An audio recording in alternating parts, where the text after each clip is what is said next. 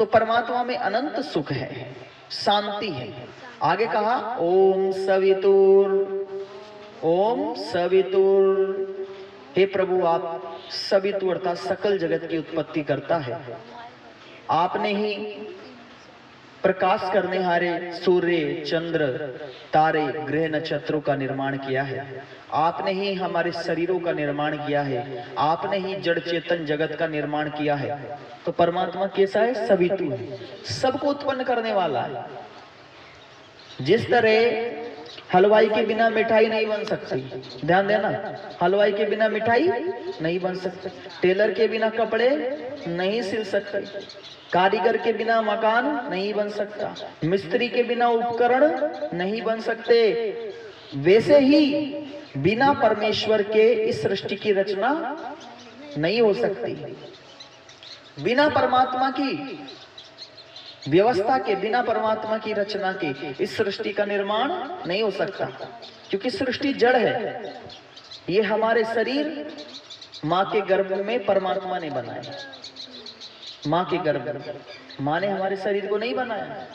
किसने बनाया? परमात्मा। सभी जीवों का शरीर परमात्मा ने बनाया। ये सूर्य जो पृथ्वी से 13 लाख गुना बड़ा है, 13 लाख गुना बड़ा सूर्य जो समस्त संसार को प्रकाशित कर रहा है।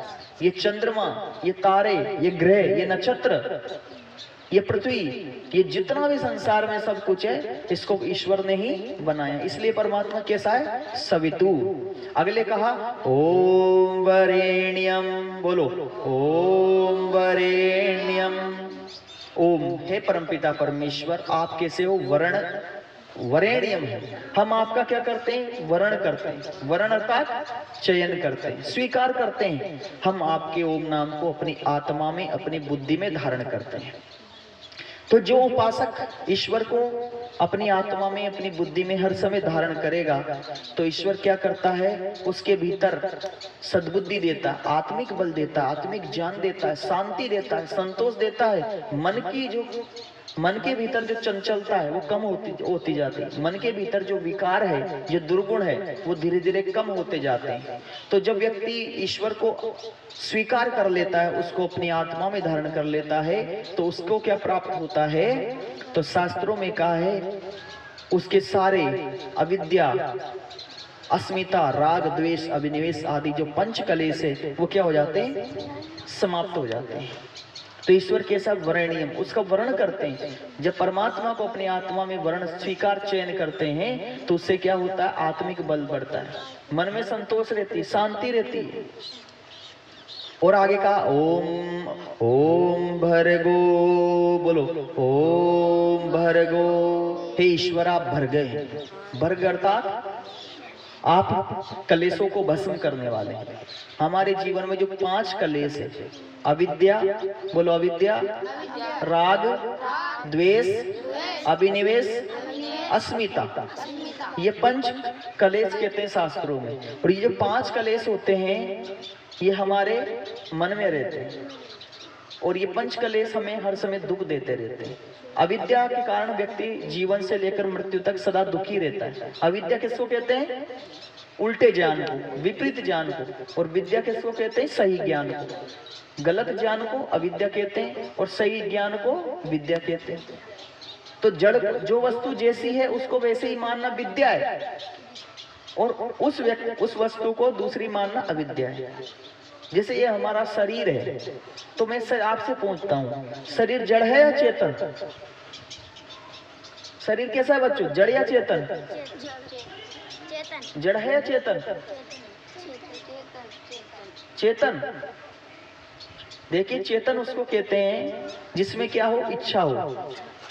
किसको कहते हैं? चेतन। जिसमें क्या हो? इच्छा हो। और क्या हो? ज्ञान हो, सुख दुख की अनुभूति करने वाला हो। जिसमें क्या हो? द्वेष हो और प्रियतन हो। अब हम देखें तो ये जो हमारा शरीर है, ये चेतन नहीं है, ये जड़ है। क्या है? जड़ उसको कहते हैं जिसको सुख दुख का अनुभव नहीं होता। ये जो शरीर है, इसको सुख दुख का अनुभव नहीं होता। सुख दुख का अनुभव जो होता है वो आत्मा को होता है। किसको होता है? तो आत्मा जब तक हम शरीर में है तब तक इस शरीर को क्या होगा, सुख दुख होगा। कोई व्यक्ति मर जाए, ठीक है, तो उसकी जो डेड बॉडी रखी रहती है, अब डेड बॉडी को डॉक्टर क्या करते हैं, पोस्टमार्टम में चीर देते हैं, फाड़ देते हैं, शरीर को आग में जला देते हैं। उसको कष्ट होता है क्या? नहीं होता ना। क्यों? क्योंकि शरीर जड़ है, शरीर में क्रिया करने का सामर्थ्य नहीं है। जब तक जीव आत्मा क्या हो, मैं कौन हूँ, बोलो मैं कौन हूँ, मैं आत्मा हूँ, बोलो मैं कौन हूँ, आत्मा, मैं शरीर नहीं हूँ। शरीर जड़ है, आत्मा कैसा, चेतन। आत्मा ही शरीर के द्वारा क्रिया करने वाला है। ये जो हम शरीर से, ये आप वहां से घर से चल के आए, तो ये जो आप यहाँ चल के आए हो पैरों से चल के, ये शरीर को चला कौन रहा है, कौन चला रहा है शरीर को, आत्मा चला रहा है। कौन देख रहा है आंखों से, आत्मा देख रहा है। कौन सुन रहा है, आत्मा सुन रहा है। कौन स्वाद को महसूस कर रहा है, आत्मा कर रहा है। शरीर जड़ है, शरीर को सुख दुख नहीं होता। सुख दुख किसको होता है, आत्मा को होता है, क्योंकि आत्मा क्या है, चेतन है। चेतन जो होता है उसको सुख दुख का ज्ञान होता है। आप स्कूल में पढ़ते हो, ज्ञान प्राप्त करते हो, ज्ञान किसको होता है, आत्मा को। शरीर को कोई ज्ञान नहीं होता, शरीर तो जड़ है। शरीर कर्म करने का साधन है। इस शरीर के द्वारा आत्मा क्या करता है, अच्छे बुरे कर्म करता है। तो आत्मा ही इस शरीर से अच्छे बुरे कर्म को करने वाला है। तो जैसे ये माइक है, क्या ये, अगर इस माइक को मैं माइक मानूं तो ये विद्या है, और इस माइक को मैं कहूँ कि ये माइक नहीं है, कोई दूसरी चीज है, तो ये क्या है, अविद्या है। ये मोबाइल को मोबाइल कहूंगा तो क्या है, विद्या। और मोबाइल को मोबाइल ना कह करके मैं कहूँ कि ये तो कोई दूसरी वस्तु है, तो ये क्या है, अविद्या है। तो शरीर जड़ है, क्या है, शरीर जड़ है। तो शरीर को जड़ है, जड़ को जड़ मानना क्या है, विद्या। और शरीर को जड़ ना मान करके क्या मानना, चेतन। ये क्या है, अविद्या।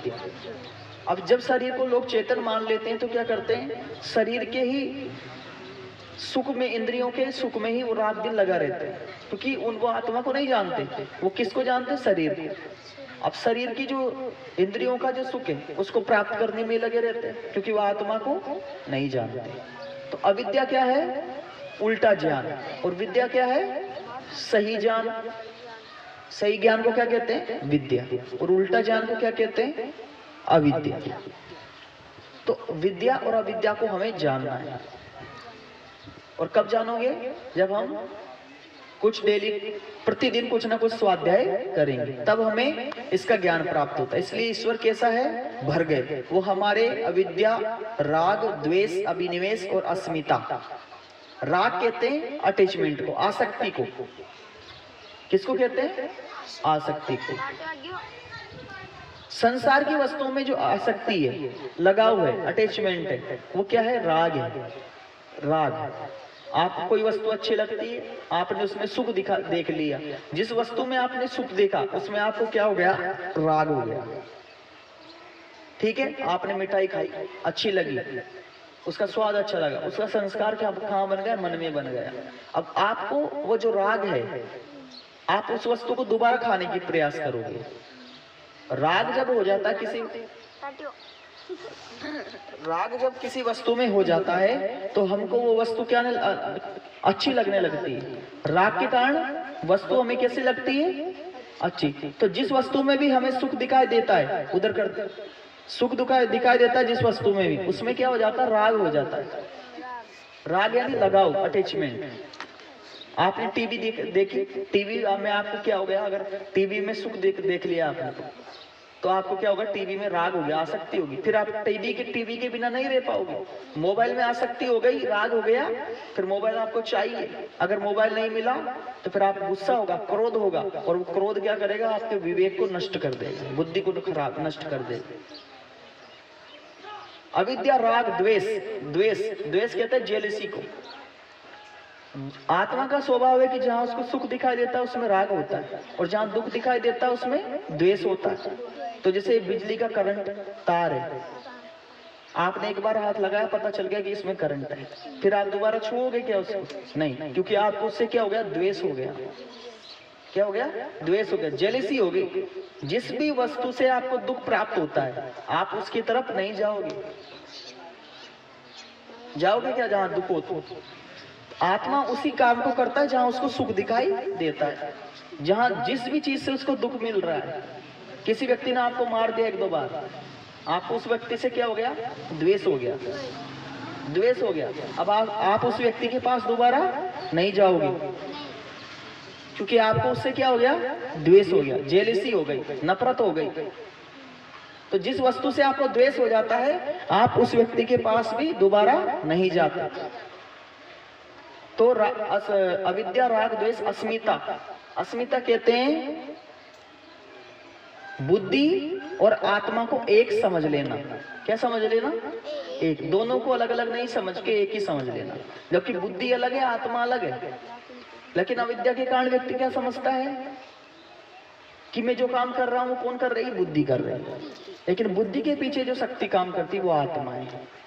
आत्मा ना हो तो ना बुद्धि काम करेगी, ना मन, ना शरीर, कुछ भी नहीं करेगा। जीव जब तक शरीर में है तब तक ही शरीर काम करता है, तब तक आंखों से देख सकते हैं, वाणी से खा सकते हैं, पेड़ सकते हैं, आ जा सकते हैं। और जब जैसे ही आत्मा शरीर से निकला फिर आप कुछ भी नहीं कर सकते। और अभिनिवेश कहते हैं मृत्यु का भय। प्रत्येक व्यक्ति को मरने से डर लगता है। मरने से डर क्यों लगता है? क्योंकि उसको क्या है? मृत्यु का भय है। इसको अभिनिवेश कहते हैं। तो जब व्यक्ति में, जो व्यक्ति भौतिकवादी होता है, सांसारिक व्यक्ति होता है, उसको बार बार मृत्यु से डर लगता है। और जो व्यक्ति आत्मज्ञानी होता है उसको सही ज्ञान प्राप्त हो जाता है कि आत्मा का कभी जन्म और मरण नहीं होता। आज इस शरीर में कि फिर दूसरे शरीर में चले जाएंगे। तो जैसे क्या होता है कि जब पुराने कपड़े उतार करके आपने नए कपड़े पहन लिए, कल दूसरे कपड़े पहने थे, आज दूसरे पहन लिए। तो आत्मा भी क्या करता है, जब ये शरीर खराब हो जाता है, शरीर रहने लायक नहीं बचता, बूढ़ा हो जाता है, तो आत्मा भी इस शरीर को छोड़ करके दूसरे शरीर में चला जाता है। समझ रहे हो? आत्मा एक शरीर को छोड़कर दूसरे शरीर में चला जाता है। जैसे आप एक कपड़ों को उतार करके दूसरे कपड़े पहन लेते हो, ठीक इसी तरह आत्मा भी पुराने शरीर को छोड़ करके ईश्वर की व्यवस्था से दूसरे शरीर को प्राप्त कर लेता है। आगे कहा ओम देवस्य। बोलो ओम देवस्य। ईश्वर क्या है? देवता है, देव है। देव कहते हैं देने वाले को, देवता होता है। ईश्वर क्या देता है? ज्ञान देता है, बुद्धि देता है, शांति देता है, संतोष देता है, हमें अच्छे कर्म करने की प्रेरणा देता है। तो ईश्वर क्या है? देव है, देवता है। ओम धीमहि। आगे बोलो ओम धीमहि। धीमहि अर्थात धारण करे। ऐसे परमात्मा को अपनी आत्मा में, अपनी बुद्धि में धारण करे कि वह परमेश्वर सदा मेरे पास है, हमसे दूर नहीं है। जब परमात्मा को आप हमेशा अपने नजदीक पाते हो तो आप बुराइयों से बच जाओगे। और जब आप परमात्मा को सब जगह नहीं मानोगे तो क्या होगा कि आप बुराइयों में फंस जाओगे, बुराइयों में फंस जाओगे, पाप कर्म की तरफ बढ़ जाओगे। इसलिए ईश्वर को कैसा मानो? सब जगह मौजूद है, सब जगह परमात्मा मौजूद है, उसको ऐसा मानो।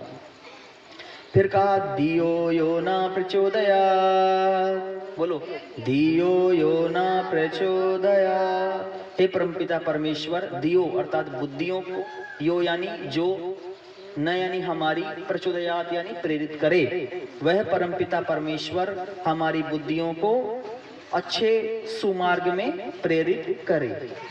तो परमपिता परमात्मा से क्या प्रार्थना की गई गायत्री मंत्र में? क्या दो परमेश्वर? सद्बुद्धि दो। नमस्ते। सद्बुद्धि दो, क्योंकि संसार में बुद्धि सबसे बड़ा धन है। बुद्धि की प्रार्थना की गई है गायत्री मंत्र में। कि ना धन की प्रार्थना है, ना पद की प्रार्थना है, ना पुत्र की प्रार्थना है, ना संसार की वस्तुओं की प्रार्थना है। इसलिए जितने भी हमारे देश में क्या हुए, महापुरुष हुए, उन सभी ने परमात्मा से सद्बुद्धि की प्रार्थना की है। क्योंकि जिसके पास बुद्धि प्राप्त होती है, सद्बुद्धि आ जाती है, वह व्यक्ति लक्ष्मी को, धन को भी प्राप्त कर लेगा। वह व्यक्ति बड़े से बड़े पद को प्राप्त कर लेगा, बड़ी से बड़ी उत्तम चीजों को प्राप्त कर लेगा। देखो वैज्ञानिकों ने बुद्धि के बल पर कितने बड़े आविष्कार कर दिए। एरोप्लेन बना दी, हवाई जहाज बना दिए है जी, रेल बना दिया, बड़े बड़े वायुयान बना दिए, बड़े बड़े भवन बना दिए। मनुष्य ने बुद्धि के बल पर सारे संसार पर कब्जा कर लिया। नाना प्रकार के हथियार बना दिए, परमाणु बम बना दिए, हाइड्रोजन बम बना दिए। तो ये कौन बना रहा है? मनुष्य बन रहा है। क्यों? बुद्धि के कारण। इसलिए बुद्धि सबसे उत्तम धन है संसार में। जिसके पास सद्बुद्धि है, एक तो होती है दुर्बुद्धि और एक होता है सद्बुद्धि। रावण भी बुद्धिमान था, चारों वेदों का ज्ञान था, बहुत पढ़ा लिखा था रावण को। दुर्योधन भी पढ़ा लिखा था, उसको भी बहुत बड़ा ज्ञान था। लेकिन ये कैसे थे? ये दुर्बुद्धि थे। इन्होंने विद्या को अपने जीवन में नहीं अपनाया, आचरण वैसा नहीं किया जैसा ज्ञान प्राप्त किया। तो इनका क्या हो गया? विनाश हो गया। इसलिए कहा कि कौन सा बड़ा है? इसलिए मनु महाराज ने कहा आचारा परमो धर्म, आचरण ही सबसे बड़ा है। व्यक्ति में ज्ञान कम हो तो चलेगा, कम ज्ञान से भी व्यक्ति का काम चल जाता है। इसलिए ज्ञान बड़ा नहीं, आचरण बड़ा है। व्यक्ति में ज्ञान थोड़ा है, लेकिन यदि थोड़े से ज्ञान कोई व्यक्ति में जीवन में अपना ले तो उस थोड़े से ज्ञान से ही व्यक्ति का कल्याण हो जाए। और व्यक्ति ने चारों वेद पढ़ लिए, दर्शन, उपनिषद, स्मृतियां सब कुछ पढ़ लिया, लेकिन जीवन आचरण ठीक वैसा उल्टा है, तो उस ज्ञान का कोई फायदा नहीं है जीवन में। ज्ञान वही फायदेमंद होता है जो हमारे जीवन में झलकता हो। इसलिए कहा मन भर ज्ञान की अपेक्षा कण भर आचरण श्रेष्ठ है। जरूरी नहीं है मन भर सारा देश का ज्ञान प्राप्त करो, अगर थोड़ा भी ज्ञान प्राप्त कर लो और उस थोड़े ज्ञान को भी जीवन में अपना लो, उसी से व्यक्ति का कल्याण हो जाता है। आज संसार में देख रहे हैं डॉक्टर जिनके पास पढ़े लिखे बहुत है, MBBS कर रखा है, MD कर रखा है, लेकिन लोगों की किडनियां निकाल रहे हैं। किडनियां निकाल रहे हैं, मानवता नहीं है, 1 का 2 रुपए ले रहे हैं। एजेंट कमीशन चला रखा है, मेडिकल वालों से मिल रहे हैं, क्योंकि उनका मुख्य उद्देश्य धन कमाना है। उनका मुख्य उद्देश्य क्या है? पैसा प्राप्त करना, क्योंकि उनको धन में ही सुख दिखाई दे रहा है। ऐसे लोग दुर्बुद्धि है, वो सद्बुद्धि नहीं है। क्योंकि सद्बुद्धि वो होते हैं जो अपने कर्म से दूसरों को सुख देते हैं। उनका मुख्य उद्देश्य धन प्राप्त करना, मानवता नहीं। कोई व्यक्ति मर जाए तो अगर उसके पास पैसा नहीं तो इलाज नहीं करेंगे। बहुत सारे लोग हॉस्पिटल में मर जाते हैं, लेकिन पैसे के कारण उनको भर्ती कर लेते हैं, कई दिन निकाल देते हैं, 2-4 दिन वो मरा हुआ है, बिल बनाते हैं, लाखों रुपए लूट रहे हैं। चिकित्सा के नाम पर व्यापार चल रहा है। इंजीनियर बन गया साहब, इंजीनियर ने क्या किया? पुल बना, उसमें भ्रष्टाचार कर लिया, खा गया आधे रुपए पे। ठेकेदार खा गया, इंजीनियर खा गया, जबकि दोनों पढ़े लिखे थे कि नहीं पढ़े लिखे? इंजीनियर बने तो बीटेक कर रखा है, किसी ने सिविल इंजीनियर कर रखी, लेकिन फिर भी भ्रष्टाचार कर रहा है। क्यों? दुर्बुद्धि पुरुष है, वो सद्बुद्धि पुरुष नहीं है, क्योंकि उन्होंने विद्या को अपने जीवन में अपनाया नहीं है। विद्या को जीवन में नहीं अपनाया, उनका मुख्य उद्देश्य क्या है? पैसा प्राप्त करना। ऐसे ही कहीं भी चले जाओ, तहसील में चले जाओ तो वहां भ्रष्टाचार, पटवारी रिश्वत लेता है, तहसीलदार रिश्वत लेता है, सब जगह भ्रष्टाचार। नेताओं के यहाँ जाओ तो वो भ्रष्टाचार। सबसे ज्यादा जो नशा व्यक्ति कर रहे बड़ा बड़ा ड्रग्स का, वे भी सब पढ़े लिखे, सब पढ़े लिखे, उनके पास डिग्रियों की कमी नहीं है। 2001 में अफजल गुरु ने भारत की संसद पर हमला कर दिया, और अफजल गुरु श्रीनगर में डॉक्टर था, MD डॉक्टर था वो अफजल गुरु, जिसने भारत की संसद पर हमला किया था 2001 में। तो उसके पास बुद्धि की कमी नहीं थी, लेकिन ये कैसे है? ये दुर्बुद्धि पुरुष है। इसलिए शास्त्रों में कहा कि विद्यावान तो बनो, लेकिन विद्यावान से पहले धार्मिक बनो। इसलिए शास्त्रों में जहां भी विद्वान शब्द जुड़ा है, उसके पहले एक शब्द जुड़ा है धार्मिक। कहा कि धार्मिक जो व्यक्ति होगा वही व्यक्ति राष्ट्र का, समाज का, परिवार का कल्याण कर सकता है। और जब व्यक्ति में धार्मिकता नहीं होगी, अर्थात वो परमात्मा को नहीं मानता, नहीं जानता, वो आत्मा को नहीं जानता, नहीं मानता, केवल तो वो केवल भौतिक विषयों में ही सुख दिखाई देगा। जैसे पशुओं में 4 चीजें हैं, आहार, निद्रा, मैथुन, भैचे। पशु में क्या है? आहार, खाना, पीना, सोना, बच्चे पैदा करना, मर जाना। तो मनुष्य भी अगर 4 चीजों तक ही सीमित रहे, खाए, पिए, बच्चे पैदा किए, मर गए, तो उनका जीवन पशुओं के तुल्य है, पशुओं के तुल्य है, क्योंकि उन्होंने इस मानव शरीर का जो उत्तम शरीर है इसका कोई फायदा नहीं उठाया। तो इसलिए विद्यावान तो बनो, बुद्धिमान तो बनो, लेकिन उससे पहले क्या बनो, धार्मिक बनो। धार्मिक अर्थात धर्म को अपने जीवन में अपनाओ। जब तक हमारे भीतर धर्म नहीं आएगा हमारी आत्मा में, तब तक हम सही कर्म नहीं कर सकते, चाहे कितना ही पढ़ लो तुम। अगर इसलिए संस्कार जरूरी है। शिक्षा से पहले, शिक्षा से पहले बच्चों में संस्कार जरूरी है। आज संस्कार खत्म हो गए, केवल शिक्षा रह गई, अक्षर ज्ञान रह गया, ABCD, अनाराम 1 2 3 4 5। इससे जीवन में क्या उपकार होगा? कुछ नहीं होगा। पहले जो शिक्षा थी उसमें संस्कार थे, भारतीय शिक्षा थी। अब अंग्रेजों की शिक्षा चल रही है स्कूल कॉलेजों में। इससे क्या हुआ? मानसिक गुलामों की फौज तैयार हो गई, गुलाम ही गुलाम पैदा हो रहे। और जब ऐसे व्यक्तियों को, जिसको संस्कार प्राप्त नहीं होते, तो वे व्यक्ति किसी भी पद पर चला जाए, वो कभी समाज का भला नहीं कर सकता। वो अपना ही भला करेगा, अपना ही पेट भरेगा, उसको दूसरों से मतलब नहीं है। दूसरे जाए भाड़ में, उसको अपना घर बने, अपने बच्चे पढ़े, अपना ही कल्याण हो, दूसरे कुछ भी करें, दूसरों से मतलब नहीं है। क्योंकि वो क्या है? संस्कार नहीं है। संस्कार इसलिए नहीं है क्योंकि शिक्षा में संस्कार नहीं है। पहले एक दूसरे की सहायता करते थे, पहले मानवता थी, सहायता करते थे, भाईचारा था, दया थी, प्रेम थी, करुणा थी। ये सब खत्म हो गए और विकास हो रहा है, विकास हो रहा है। ये कैसा विकास है भाई?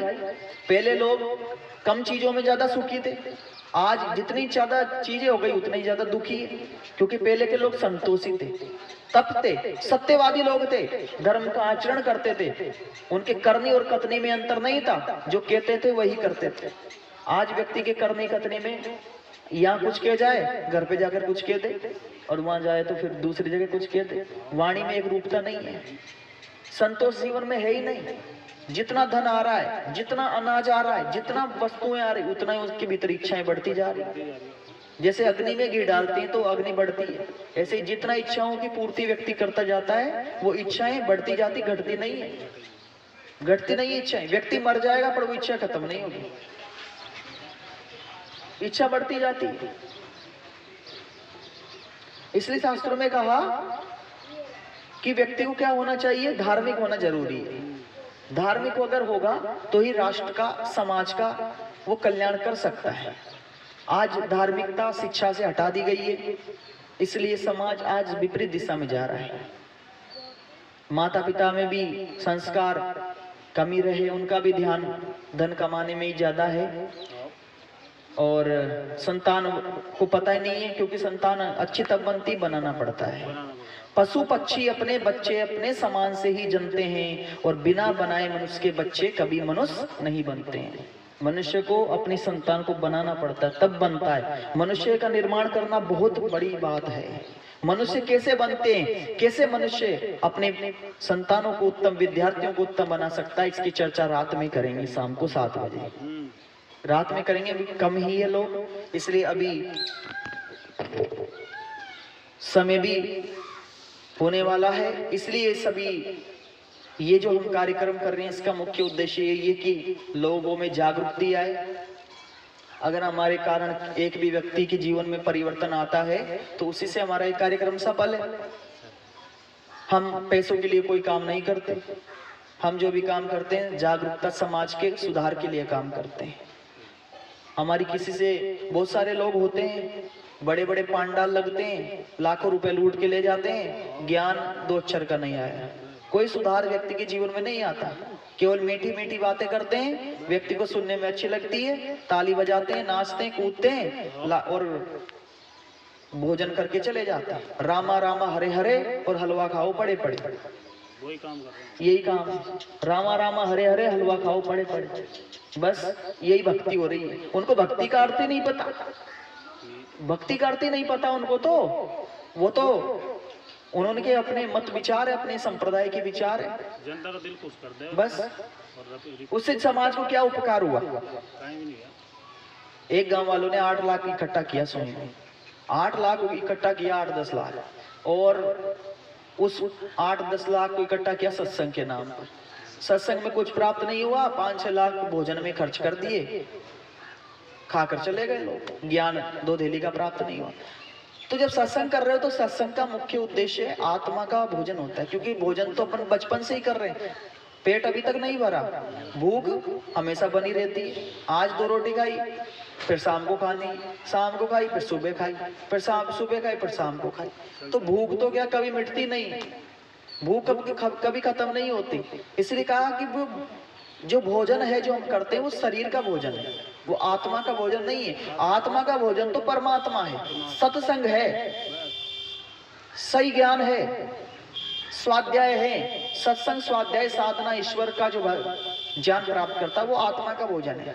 आप देख लो संसार में जिन व्यक्तियों के पास किसी चीज की कमी नहीं है, लेकिन वो परमात्मा को नहीं जानते, नहीं मानते, इसलिए संसार में दुखी है, तनाव है। हजारों लोग हर साल आत्महत्या करते हैं, आत्महत्या हर साल लाखों लोग आत्महत्या करते हैं देश में। क्यों करते हैं? क्योंकि उनको परमात्मा को वो नहीं जानते, नहीं मानते। इसलिए संसार में उनके पास सब होते हुए भी दुखी है। सुशांत सिंह राजपूत बहुत बड़ा एक्टर था बॉलीवुड का, जिसने MS धोनी पिक्चर भी बनाई 2016 में। 2020 में उसने क्या कर लिया? आत्महत्या कर ली। उसके पास पैसों की कोई कमी नहीं थी, बैंक बैलेंस तो खूब था, सब कुछ होते हुए भी, लग्जरी गाड़ी होते हुए भी, एसी में रहते हैं, और कहते हैं कि चंद्रमा पर भी प्लॉट खरीद रखे थे। इतना पैसे वाला होते हुए भी सुशांत सिंह राजपूत ने आत्महत्या कर ली। और एक ऐसे नहीं, कई उदाहरण है संसार में, बहुत सारे उद्योगपतियों ने आत्महत्या कर ली। क्यों करता है व्यक्ति आत्महत्या? क्योंकि आत्मा में बल नहीं है, आत्मा में बल नहीं है। आत्मा का बल केवल परमात्मा की भक्ति से बढ़ता है। संसार में और कोई साधन नहीं है। शरीर अगर अच्छा भोजन करो तो उससे शरीर का बल बढ़ जाएगा, शरीर ताकतवर हो जाएगा। अगर व्यक्ति अपने आहार पर, भोजन पर, निद्रा पर, ब्रह्मचर्य के पालन, व्यायाम करे तो इससे अपने शरीर मजबूत हो जाएगा। ये शरीर का भोजन है। अगर व्यक्ति किताबों को पढ़ता है, स्वाध्याय करता है, तो उसका बुद्धि का ज्ञान बढ़ता है, ये बुद्धि का बल है। लेकिन किताबें भी पढ़ ली, शरीर का बल भी प्राप्त कर लिया, लेकिन आत्मा का बल नहीं है, तो बड़े बड़े पहलवान भी मरते देखे हैं संसार में। या तो खुद मरते हैं, दूसरों को मारते हैं। ये संसार आज जो पतन की तरफ जा रहा है, उसका मूल कारण है कि संसार में नास्तिकता बढ़ती जा रही है। धर्म के नाम पर मनोरंजन बढ़ता जा रहा है। नाम धर्म का है, पीछे पोस्टर लगा है सांस्कृतिक कार्यक्रम, और मंच पर सपना चौधरी नाच रही है। भगवान कृष्ण को राधा के साथ उसको नचाया जा रहा है। नचैया हिंदू अपने महापुरुषों को खुद बदनाम कर रहा है। भगवान शिव को गांजा पीने वाला बता दिया कि वो गांजा पीते थे। ये बदनाम किसने किया? ये हम खुद लोगों ने किया। किसी में दम है क्या मोहम्मद साहब के बारे में कह के बताओ? मुसलमानों के जो संस्थापक थे मोहम्मद साहब, उनके चरित्र के बारे में कह के बताओ, तो पता चले। हिंदुओं के महापुरुषों खुद यही बदनाम करने में लग रहा है। उनको उनके नाम से दुकानें चल रही है इस देश में। आचरण ऐसा है नहीं। राम को मानते, राम की नहीं मानते, कृष्ण को मानते, कृष्ण की नहीं मानते। तो नास्तिकता क्या है, संसार में बढ़ती जा रही है। और जब नास्तिकता संसार में बढ़ती है तो संसार में अधर्म बढ़ता है, और जब अधर्म बढ़ता है तो व्यक्ति पाप की तरफ उन्मुक्त होता है, बुराइयों की तरफ चलता है। क्योंकि अच्छाई का जो रास्ता उसको तो छोड़ दिया। अच्छाई का रास्ता क्या है? परमात्मा से जुड़ जाना। जो व्यक्ति ईश्वर से जुड़ जाता है, और ईश्वर से कब जुड़ेगा? परमात्मा को जानना पड़ेगा। पहले ईश्वर को जानते हैं, फिर जब हम परमात्मा से जुड़ जाते हैं तो बुराइयों से भी बच जाते हैं। और यदि परमात्मा से नहीं जुड़े तो बुराइयों में फंसे रहते हैं, अपने जीवन को भी बर्बाद करते हैं, और आने वाली जो पीढ़ी है उसका जीवन भी क्या हो जाता है? बर्बाद हो जाता है। तो नास्तिकता संसार में छाई हुई है। ईश्वर लोगों को, मनुष्य लोगों को, ईश्वर को ठीक ठीक जानता नहीं है। केवल किसी ने कह दिया, सुन लिया, मान लिया। परमात्मा को ठीक ठीक नहीं जानते। नास्तिकता इस संसार की सबसे बड़ी दुश्मन है। तो नास्तिकता छोड़े, धार्मिकता को अपनाएं। अपने बच्चों को उत्तम संस्कार कैसे मिले, इसके विषय में रात्रि कालीन 7 बजे हम चर्चा करेंगे कि कैसे संतान का निर्माण हो, मानव निर्माण कैसे हो, शास्त्रों में मानव निर्माण की कौन सी परिपाटी ऋषि मुनियों ने हमें बताई है, उसकी चर्चा करेंगे आज इतना ही। आइए शांति पाठ करेंगे। ओम द्यो शांति अंतरिक्षम शांति पृथ्वी शांतिराप शांति ओषधयः शांति वनस्पतय शांतिर्विश्वदेवा शांति ब्रह्म शांति सर्वं शांति शांतिरेव शांति सामा शांतिरेधि। ओम शांति शांति शांति ओम। जो बोले सो अभय। मर्यादा पुरुषोत्तम भगवान श्री रामचंद्र जी की जय हो। योगीराज भगवान श्री कृष्णचंद्र जी की जय हो। प्राणियों में सद्भावना हो, विश्व का कल्याण हो। सत्य सनातन वैदिक धर्म की जय हो। सभी को सादर प्रणाम।